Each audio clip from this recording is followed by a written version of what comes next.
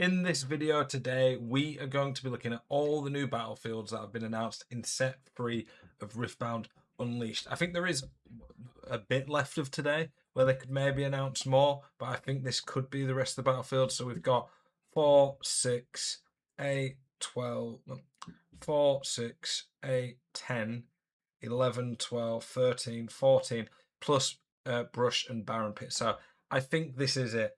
And in this video, I'm going to talk about them all, talk about what decks you might use them in, and whether I think these will be meta battlefields that will actually get used. And then we'll obviously rate them. So, starting with Spring, the Star Spring. The first time a player plays a non-token unit here each turn, they may move another unit they control here to its base. I could maybe see that being something you could use in a rally, but the problem with this is it kind of leaves you in a. It's kind of like playing a fight or flight because it effectively allows you to just move a unit and have it readied. But then the problem is you have to play units, and then by playing units, you're leaving them at a battlefield. I don't really see much of a world where this is like a really good battlefield. There might be some niche strategies that where it can happen, and maybe I'm missing something, but I don't think it's that particularly powerful. So I'm going to put it into C2. Black Flame Altar. Units here with temporary have shield +1. Now, the two obvious decks that are going to run this are Lilia and LeBlanc. I think this is very strong. Some of these temporary decks can have like masses of units, particularly with LeBlanc. If you can get her backline one in there, make it hard to kill, and then have loads of units, getting a lot more on there is big. I don't think shield's insane. It's only when you're defending, but it is a pretty good battlefield that in certain decks is going to be very good. So I'm going to put it A tier. Vaults of Helia. Call out on these battlefields. When you hold here, your non-token units cost 1 more to play this turn. So this is clearly for ramp decks, I would argue. You're trying, it seems, to make it so they slow down, it costs more to play. Again, though, I just don't think you're going to pick it over other stuff. It's not as powerful as Aspirant's Climb. It's not as powerful as the one where you recycle. They have to recycle a rune, and then you're just going to play Obelisk in the other game if you're a ramp deck when you go second. So I don't really see a time that's ever going to get use. Wasteland. Or Forbidding Waste. When a unit here is defending alone, it has -2. So again, this is probably one where you might have it as a niche one. I'm going to put it as B tier. It could be pretty good against certain stuff, but I don't imagine a lot of decks are going to run it necessarily.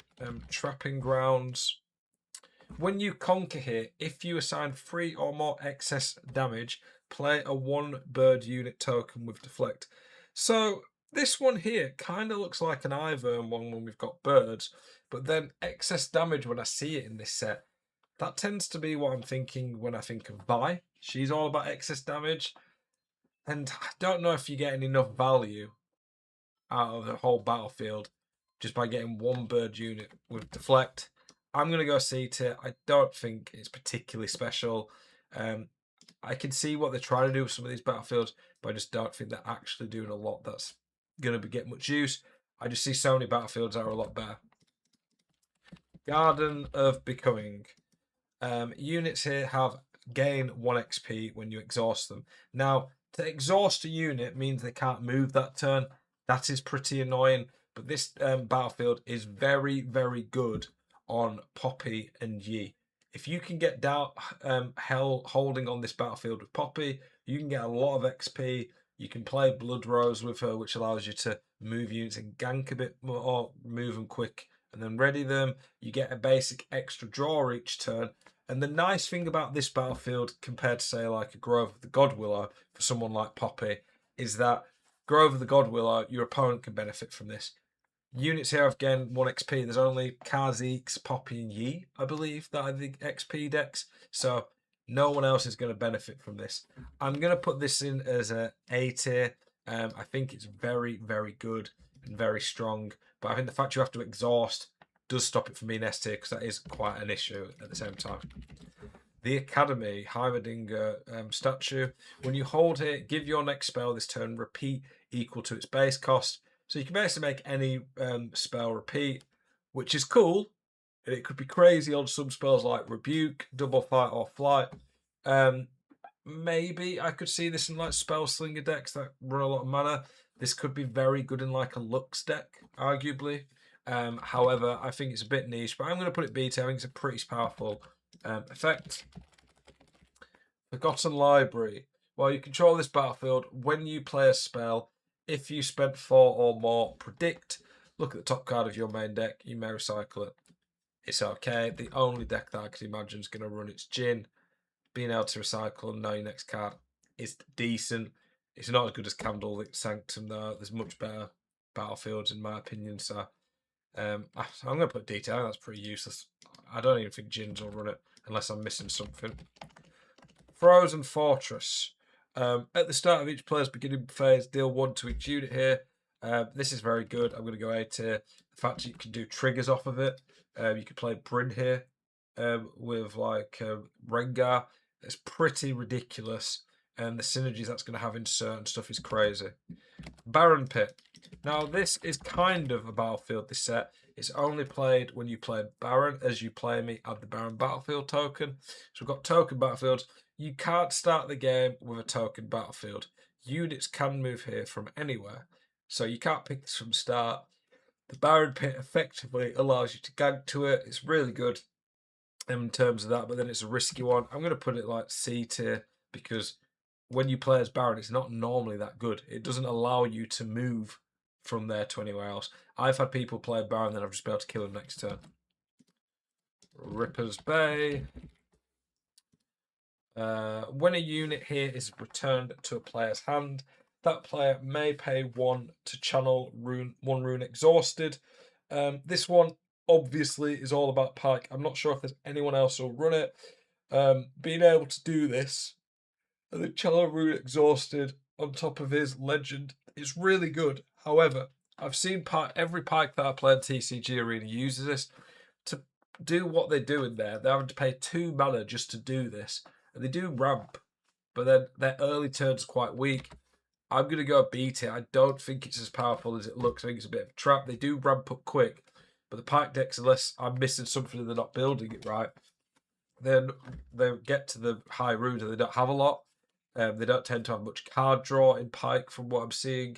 And like I say, the problem they've got is that this is costing them 2 mana and their early turns are a bit screwed by that. So kind of cool, but I don't think it's as good as it looks. The Dark Rose Lab. Or Dusk Rose Lab. Very scary battlefield looking there. At the start of your beginning phase, you may kill a unit you control here to draw 1. This is really powerful with the temporary stuff. Some of the stuff you can do off this, there's a free Costal Blanc that draws 2. If you kill it at the start of your beginning phase, with Carthus, you can end up getting as like 4 or 6 draw. I'm putting this as an S tier. I mean, this is an absolute staple in LeBlanc and can make for some really crazy draw power, which any battlefield that can do that. And again, nearly every other deck in the game is not going to benefit from this. I think that's really big. Brush. This one's really powerful because you can replace a battlefield with it, and then you get +1 on all your stuff. I'm going to put this S tier. The fact that you can replace over battlefield and then it gives you on Ivern synergy that no one else is getting is really powerful. I don't think Ivern's S tier, but I think this battlefield makes him actually really good. Amateur Recital is pretty funny. Vex one. When you hold here, you may move a unit at a battlefield to its base. This is kind of cool in a way, but the thing is, it's about holding. And when you're holding, I don't think Vex is going to have a lot of ganking units. And then when you move a unit at the battlefield to the base, it's like maybe it can slow them down a bit. I'm going to put it B tier because I do think there's probably some really good stuff you could do in this. But I don't know. To me, it just doesn't stand out that much. You know, it's a battlefield that you have to hold, and then their other battlefield when you move them, it's like, well, you're probably holding at one, not putting units to the other. Abandoned Hall. When a player plays a spell, they may give a unit they control here +1 this turn. This is crazy. You could gank here, attack here, hold here. with this is obviously a Diana slash Aurelia battlefield. It'll be a staple in them. S tier. It's the best battlefield of this set, in my opinion. This, in my opinion, could have been. They may give unit they control here +2 this turn and only once per turn. If you play like 3 or 4 spells in a turn, you can get +4 on a unit. Dinah then with 4 spells would get +8. She could get +12 off 4 cards. That's ridiculous. I'm pretty surprised that this battlefield doesn't say per turn, but there you go. That's what makes it crazy.